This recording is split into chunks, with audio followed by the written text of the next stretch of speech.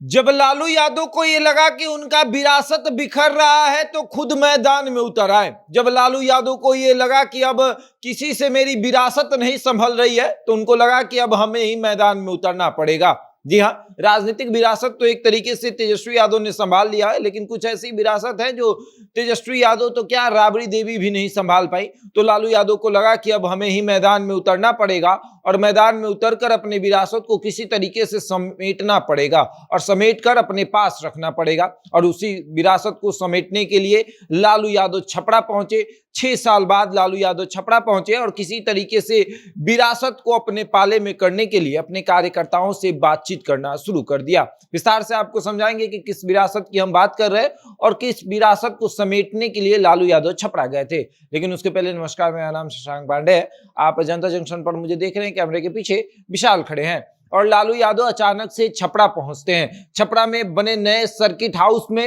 अपने कार्यकर्ताओं से 1-to-1 मुलाकात करते हैं और लालू यादव ये मुलाकात इसलिए करते हैं कि लालू यादव को लगता है कि उनके विरासत पर अब किसी और ने हक जमा लिया है। किसी और ने क्या, बल्कि भारतीय जनता पार्टी का नेता राजीव प्रताप रूढ़ी। जी हाँ, राजीव प्रताप रूढ़ी अभी सारण लोकसभा से सांसद है और सारण लोकसभा पर एक समय में लालू यादव का कब्जा हुआ करता था और लालू यादव को अब ये लगने लगा कि राजीव प्रताप रूढ़ी के पास वो चला गया है, वो विरासत उनके कब्जे में चला गया है।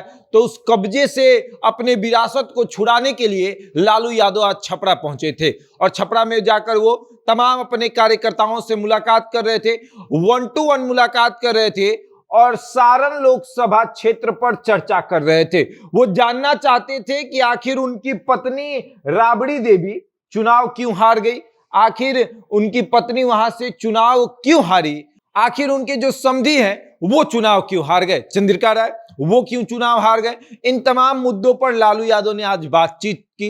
वो जानने का प्रयास कर रहे थे कि राजीव प्रताप रूढ़ी जो है वो हमारे विरासत पर किस तरीके से कब्जा करके बैठे हैं, आखिर क्यों बैठे हुए हैं, आखिर कारण क्या है। अपने कार्यकर्ताओं से वो जानने का प्रयास कर रहे थे कि राजद आखिर किन जगहों पर कमजोर हो गई, हमें आप लोग बताइए।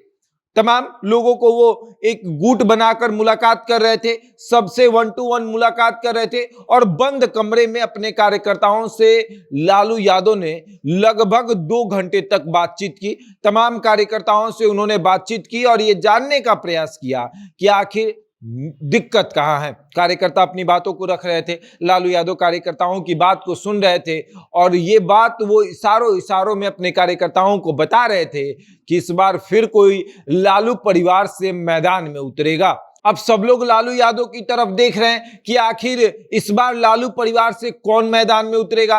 चर्चा तेजस्वी यादव की पत्नी का है कि तेजस्वी यादव की पत्नी भी उतर सकती है मैदान में, लेकिन अभी तक आधिकारिक पुष्टि नहीं हो पाई है कि क्या तेजस्वी यादव की पत्नी सारण लोकसभा से चुनाव लड़ेंगी या नहीं लड़ेंगी। आज छपरा में लालू यादव अपने कार्यकर्ताओं से बातचीत करके वो सब कुछ जान चुके हैं और उसके बाद छपरा के बगल में रौजा है, रौजा में एक राजद का कार्यालय बन रहा है, वहां पर भी वो गए, वो उन्होंने देखा कि किस तरीके से काम चल रहा है।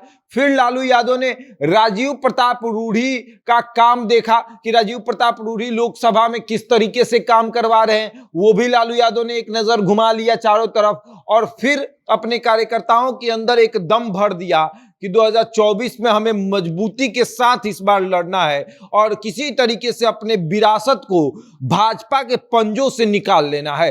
भाजपा के पंजों में लालू यादव के विरासत जो है वो फंसा हुआ है और लालू यादव की विरासत को किसी तरीके से लालू यादव ही निकालेंगे, क्योंकि इस बार मैदान में लालू यादव उतर चुके हैं। चुनाव भले ही नहीं लड़ेंगे लेकिन हर लोकसभा में अपनी मजबूती दिखाएंगे। अपने पुराने कार्यकर्ताओं से, जो लालू यादव के समय के कार्यकर्ता हैं, उनसे लालू यादव मिलेंगे और अपने अंदाज में कहेंगे कि का हो दम भरे के, और उसके बाद फिर होगा 2024 के लोकसभा चुनाव का आगाज। और उसके बाद आप मैदान में देखिएगा कि किस तरीके से राजद के कार्यकर्ता झंडा लेकर उतरते हैं। बहरहाल इस खबर में इतना ही। बने रहे हमारे साथ और देखते रहे जनता जंक्शन।